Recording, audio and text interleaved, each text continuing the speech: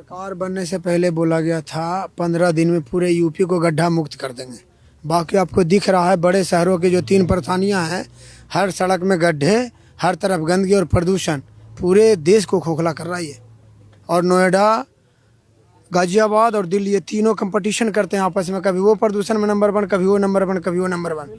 और आपका जो सारा मीडिया है नोएडा के, आज तक किसी ने सांसद से सवाल करी कि आप 11 साल से सांसद हैं और पहली बार में आप पर्यावरण मंत्री भी रहे हैं, प्रदूषण पे आपने क्या कदम उठाया? तीसरा टर्म है उनका। तो सीधा मतलब है कुर्सी बचाए रखना, संपत्ति बनाए रहना। गरीब को जन्म ही है मरने को, अब मरते रहो, चिंता न करो।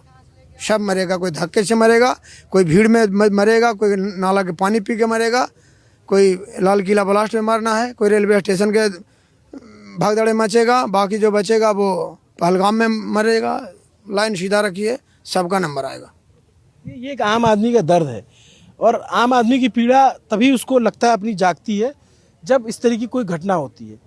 आप सोचिए कि एक ड्राइवर, कैब ड्राइवर बैठा हुआ है, उसके ऊपर एयरपोर्ट की फॉल सीलिंग गिरती है और वो मर जाता है बैठे बैठे। एक व्यक्ति गाड़ी चला के आता है और कोई डिवाइडर नहीं है, कोई नहीं है, तो डूब के मरता है। वो भी ऐसा नहीं कि डूब के मरा, 2 घंटे तक चिल्लाता रहा तब मर जाता है। किसी अमीर के परिवार में कोई बीमार पड़ जाता है, एयरलिफ्ट करके विदेश के इलाज के लिए विदेश भेजा जाता है।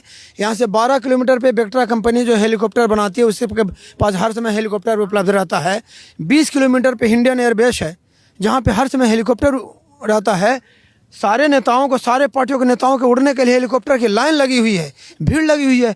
एक बेचारा गरीब जिसका बाप रोते रह गया, आंखों के सामने उसकी दिया बुझ गई और उसके लिए हेलीकॉप्टर नहीं मिला। आप लोगों को शर्म आने चाहिए। आपको विश्व गुरु और डंकापति और दुनिया विकसित भारत और विकसित नोएडा करते हुए डूब के मर जाना चाहिए, मर जाना चाहिए।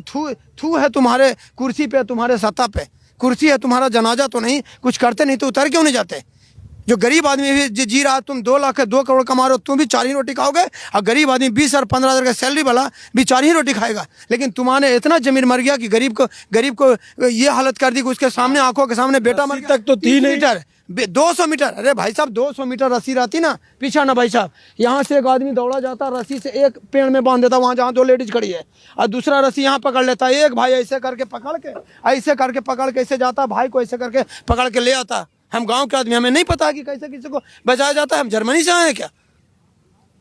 सब जान, ये हत्या है, जानबूझ के इन लोगों ने मरने दिया। गरीब है, गरीब जो का जन्म ही हुआ है मरने के लिए, जानबूझ के मरने दिया। कोई जिम्मेवार नहीं। ये तो कुछ सोशल मीडिया को, कुछ लोगों को और कुछ ये बड़ी मीडिया का कृपा है कि बात हाईलाइटेड हुई, तो यहाँ तो इतना गया ना। तो अभी मैं 2-3 महीने पहले P3 सेक्टर है, यहाँ पे 4 साल 6 साल का गरीब का बच्चा उसी गड्ढे में मर गया। कोई बात नहीं। ये तो थोड़ा सा, वो बेचारा इंजीनियर था, वो कार से था, वो बेचारा वो डूब गया, मर गया, कोई बात नहीं है।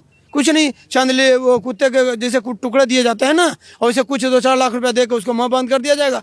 आए गए, रात गई बात गई, सब अपना दाल रोटी चला रहा है। अब कुर्सी पकड़े रहो, मेरे कोई जो कुर्सी नहीं। और यहाँ के तो जो रक्षा मंत्री, उन्होंने बोला था, कोई समय था कि बिहार में रेल दुर्घटना होती थी तो केंद्रीय रेल मंत्री इस्तीफा देता था। उसको कहते हैं हिंदी में नैतिक जिम्मेवारी। आप कुर्सी बैठे हैं, जमीन पे सेना लड़ती है, सेना कर्मचारी काम करता है। हार की गाली और जीत की ताली सेनापति को मिलता है। राजनाथ सिंह जी तो बोलते हैं कि ये कांग्रेस सरकार नहीं, ये बीजेपी सरकार है, यहाँ किसी का इस्तीफा नहीं होता। बस मरो, लाइन सीधा रखो, तुम भी मरोगे, सब मरेगा।